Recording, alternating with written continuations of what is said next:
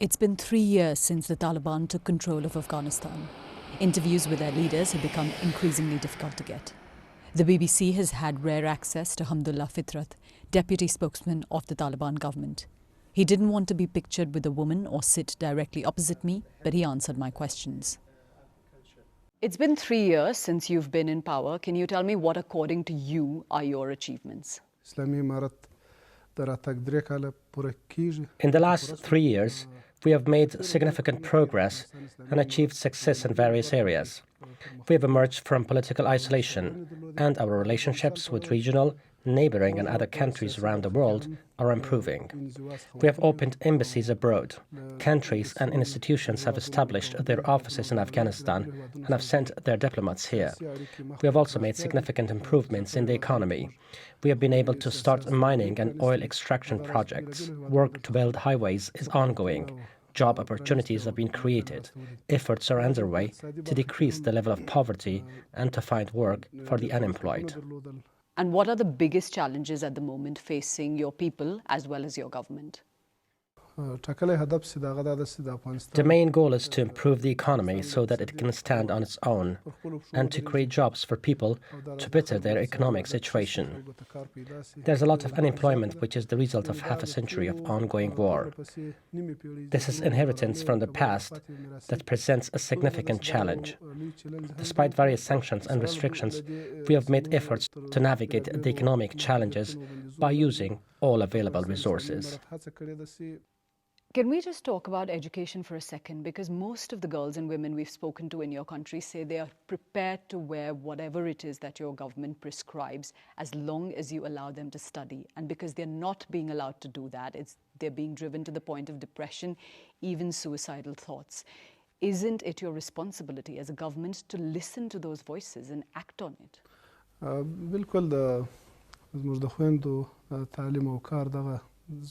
Absolutely. Our sisters' education is an important issue. We are trying to resolve this issue, which is the demand of a lot of our sisters. We have mentioned it several times in the past, too, that our leadership is working on it. A solution will be found. Primary schools are open for them. Our sisters are working in different sectors, such as healthcare, in the police and passport departments, and other sectors where there is an urgent need for their work. Before our government, there was a small number of women in business. Now, thousands are engaged in different businesses, and licenses are being issued to them.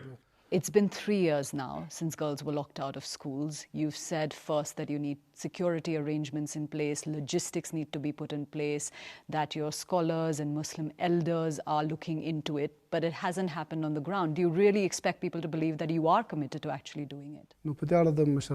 We are awaiting the decision of the leadership. Once the decision is made, we will all be witness to it.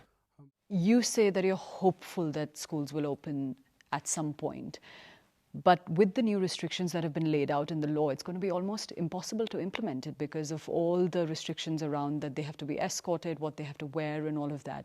Can it really happen on the ground with this new law being passed? The restrictions in the law are a code for ideal conduct. But if there is a necessity to do certain things, even what's not permitted in Islam can be permitted if it's driven out of necessity. What are the plans for the new law to be implemented and rolled out? We assure all sides that it will be implemented in an easy manner. No one will be forced or wronged. People's privacy will not be violated. The inspectors have been trained on the right approaches, for example, to start advising people in the first instance, so their approach will be gradual, and that will be done in an easy and fair manner. We've been in this country. We've been speaking to people on the ground. It is not people outside this country. This is not a Western perspective. There are people in your own country. There are even people who are working for your government who say that your interpretation of the Sharia is wrong, that the Sharia does not deny women basic rights. How can you justify a law that doesn't allow their voices to be heard in public? It's true that every society has people that are influenced by the culture and values of other societies. Therefore, the rules appear a little difficult for them. For a majority of the people who are living in villages and rural areas, these are their values. It's also the demand of the Islamic Sharia. The UN and the EU have both reacted strongly to the new law, with the EU saying it's a self-imposed obstacle to normal relations with the international community. Aren't you worried that your actions are actually working contrary to what you want, which is a positive relationship with the world? Laws of the Vice and Virtue Ministry and other laws that have been introduced have been approved by the Supreme Leader in accordance with Islamic Sharia. Any religious scholar can check their references. The hijab is a principle of an Islamic society. People accept it as our values. This is not a point of disagreement, so the information the international community receives from different sources is very different to the realities of Afghan society. They must understand the actual reality of our people. Yes, you've inherited a problem, but you need the international community. The aid that is coming from there is propping up your healthcare and several other sectors. But the policies that you've been imposing, specifically on women, is actually cutting funding. Aren't you worried that your actions are actually increasing the suffering of your citizens? We have no choice but to have positive relationships with the international community, but within the framework of Islam and Sharia. We can clearly say that the rights and laws we implement in our country are all in accordance with Islamic Sharia. We are not prepared to divert from any law of Islam at any cost, because these are our values, and bypassing them is not an option for us. Some international organizations want to reach their goals using women's issue as an excuse and a pressure tool. This is a failed strategy. In the past, there were concerns from the international community about other issues, and we have made progress in resolving them. We have seen the situation at public hospitals and within communities. Malnutrition is raging through your country.